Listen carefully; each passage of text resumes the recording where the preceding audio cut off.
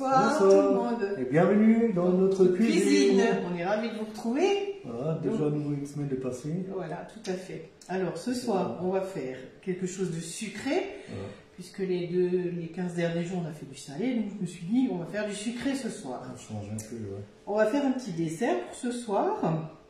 On va faire un moelleux aux pommes et aux épices. Et on va le faire dans une nouveauté du catalogue qui est le moule rectangle cannelé. Donc c'est un petit moule qui ressemble, une fois que c'est, enfin, il ressemble à l'envers à un énorme petit beurre. Il a une capacité de 120 centilitres, donc il est un petit peu plus petit que le moule tablette. Donc vous pouvez faire les recettes du moule tablette dedans, des gâteaux, des moelleux au chocolat, même des montages. Donc idéal, je dirais, pour 6 personnes. Donc nous, ça va nous faire notre dessert de ce soir et puis pour le goûter, le reste demain après-midi. Donc je vais déjà... On va préparer la pâte.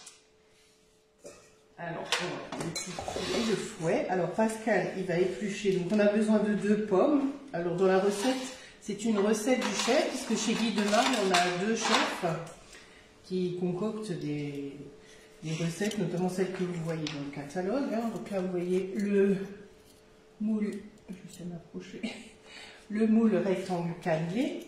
Donc ça, cette recette, c'est un parfait glacé aux noisettes, avec donc un glaçage au chocolat sur la moitié du gâteau. Donc pour cette recette, je vais lire les ingrédients pour ne rien oublier. Il nous faut 2 Pink Lady. Donc moi, ce n'est pas des Pink Lady, mais c'est des pommes qui ressemblent. 2 œufs, 150 g de cassonade, 1 cuillère à café de vanille liquide, 50 g d'huile de pépins de raisin, 100 g de yaourt, 200 g de farine, 8 g de levure chimique, 30 g de noix de pécan et 3 pincées de mélange, 4 épices. Alors c'est pareil, les épices, la vanille entre autres. Alors moi j'ai celle-ci que je prends sur la boutique. Alors n'hésitez pas à aller faire un tour sur la boutique, parce que vous avez plein de produits d'aide à la pâtisserie qui sont proposés. C'est vraiment des produits de pro, hein. Notamment aussi les pépites de chocolat ou les drops de chocolat qui sont vraiment à prix correct comparé à ce qu'on retrouve dans la grande distribution. Donc là, Pascal est en train de peler des pommes. Nous avons allumé notre four à 180 degrés. Alors le gâteau va être vite fait. Par contre, la cuisson, alors sur la recette, il y a marqué 40 minutes. Je suis un peu sceptique, à mon avis, ça va être plutôt 30 minutes. On va vérifier. Je vais juste sortir mon fromage blanc. J'ai un peu modifié la recette. Enfin, modifié, j'ai pris des ingrédients, les mêmes ingrédients, mais disons, j'avais pas d'huile de pépins de raisin. C'est quelque chose que je n'utilise pas, donc je ne vais pas aller en acheter, spécialement pour faire ce gâteau. Donc là, je casse les 2 œufs. Et je vais rajouter mon sucre. Donc voilà, Pascal a pelé une pomme. La deuxième, on la laissera... Attends, on va utiliser le coupe-pomme. Pour donc couper la pomme. Qu'est-ce que tu fais? C'est pas la peine de sortir le truc. Bien, parce que je vais vous montrer le coup. Ah oui, voilà. Bien montrer. Par contre, prends la planche. Ou prends une... Attends, je prends une autre planche. Donc j'ai coupé la première pomme. Il a fallu éplucher. Voilà, et donc maintenant on va la couper en quartier. C'est ça? Oui. Alors non, tu mets... Alors on met sur une planche de préférence, hein, parce que donc ça coupe. Ah oui. On va pas abîmer le... Et ensuite on appuie. Voilà. Donc je vais vous montrer le résultat. Attends, je vais déjà montrer comme ça. Donc vous voyez, vous avez 16 beaux quartiers de pommes qui sont faits. Et là vous récupérez, voilà, le trognon. Alors si on n'arrive pas, donc là ça a marché, j'ai réussi à couper vraiment mes troncs jusqu'en bas. Et sinon, pour aider, on met le petit socle et on a des petites flèches ici et sur le dessus. Et donc on appuie bien et donc ça coupe jusqu'au bout jusqu'en bas de la pomme. Alors ces quartiers de pommes, tu vas les couper en petits morceaux de 1 cm environ. Okay. tu vas pouvoir les mettre là-dedans. Donc moi, pendant ce temps, les œufs et la cassonade. Je vais faire là. Donc je travaille toujours dans mon clip-pool avec le support, bien évidemment. Mais je peux travailler d'une seule main, hein, c'est pratique.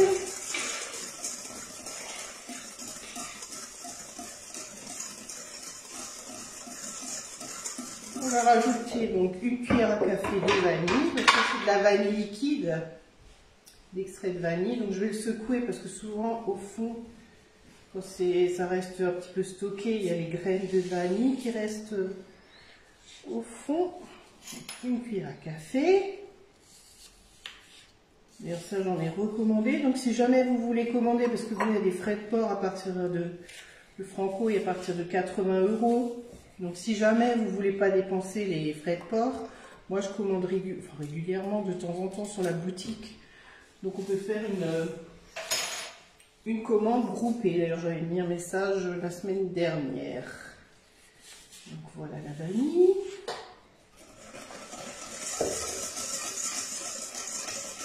Ouais, elles sont super beaux. La vanille, l'huile, du yaourt. Donc l'huile, alors là, voilà, j'ai mis l'huile. Donc mettez pas d'huile d'olive. Hein.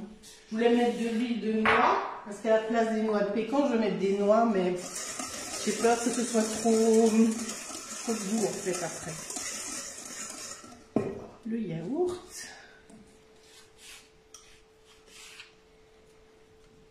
Là pareil, j'avais pas de yaourt nature, donc je vais mettre du fromage blanc.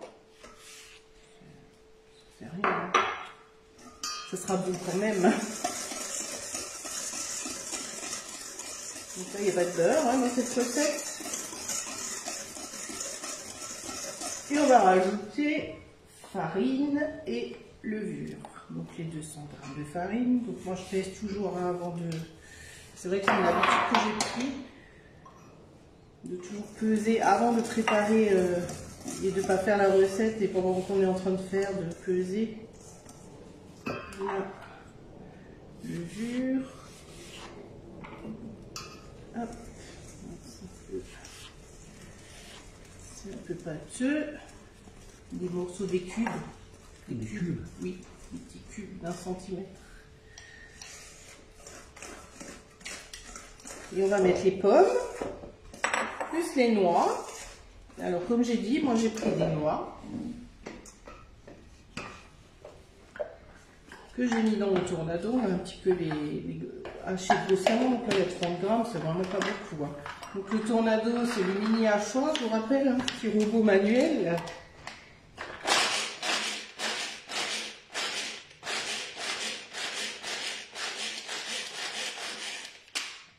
Donc il y aura des petits morceaux.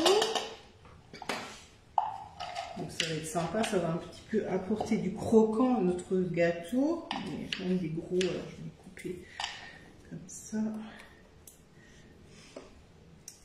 Alors je vous rappelle aussi, le tornado, donc il est au prix de, que je raconte pas de bêtises, 44,90 €. Mais vous l'avez dans une offre avec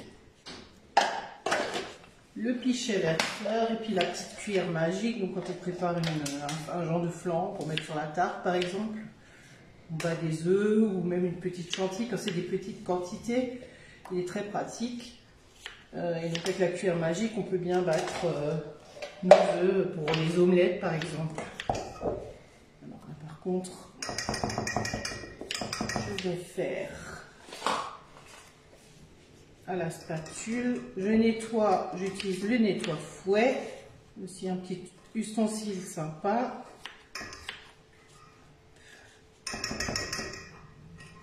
C'est une recette qui est assez vite faite.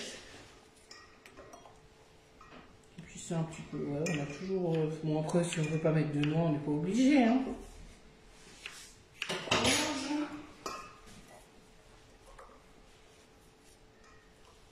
On peut mettre nature, on pourrait le faire avec des poires, des pépites de chocolat. Voilà, je vais déjà mettre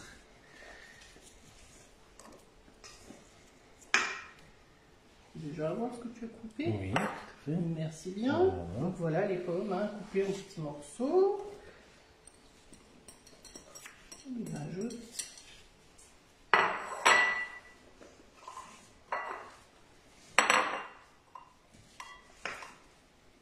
Voilà.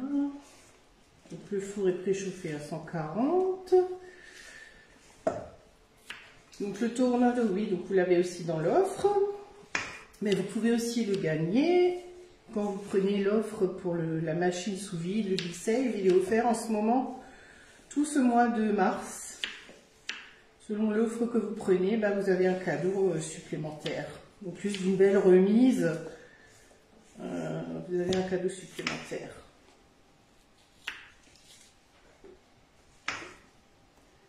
C'est quand même assez compact avec tout ce qu'il y a dedans.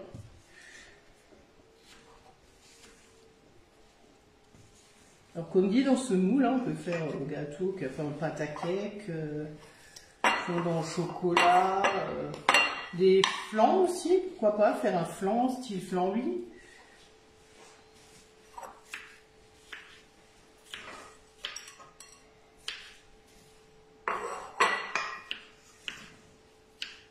C'est vraiment la nouveauté en moule qui est sortie donc dans le dernier catalogue. Il y en a encore. Voilà, maintenant l'autre tu peux la couper juste en... Ouais. Attends, peut-être le montrer comment tu fais. Okay. C'est déjà. Moi je vais mettre... Voilà. Donc, paume. Voilà. Bien rempli.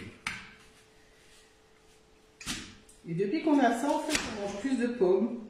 Avant, on n'a pas trop envie de les éplucher, donc... Et là, c'est vraiment idéal quand on fait une tarte. Vous avez au moins des tranches qui sont régulières, quoi. Voilà. Encore plus fait, quoi. Ouais. Et donc, c'est... Tu vas un petit peu, peut-être les mettre dans la petite assiette, là-bas. Et puis, on va les saupoudrer d'un peu d'épices. Okay. Alors, pareil, là, moi, je vais prendre un mélange 4 épices. Donc, ça, à la plonge.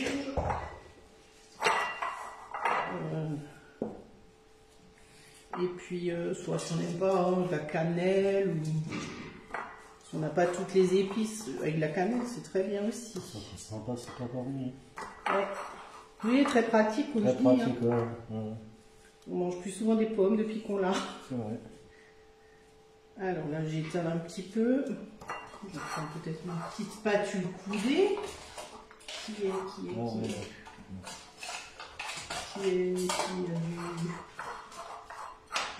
petite spatule coudée. On n'est pas là. Bon. Je vais faire autrement alors. On va faire ça comme ça. Elle doit être rangée dans un tiroir. Voilà, et donc là, on va poser. Donc il est assez haut, hein, il fait 5 cm de hauteur ce moule. C'est un peu comme le moule à tarte rectangulaire, mais beaucoup plus haut, pardon. Voilà. On met la plonge. Donc voilà, j'ai rincé avant, bien sûr, comme toujours, hein, les moules, parce que c'est statique, donc il y a toujours des petites poussières. Et quand ça fait un moment qu'on ne l'a pas utilisé... Et donc se poser sur la plaque alu, hein, c'est bien plus pratique pour le transporter au four. Et je vous rappelle, c'est résistant de moins 40 à 260 degrés, les FlexiPan. Donc vous pouvez aussi le mettre au congélateur. Voilà, et donc là on a nos belles petites pommes coupées en quartiers, avec assaisonnées. Donc on va les mettre, je vais les mettre comme ça. Hein. J'espère que... En tout cas, ça sent bon là, avec les épices.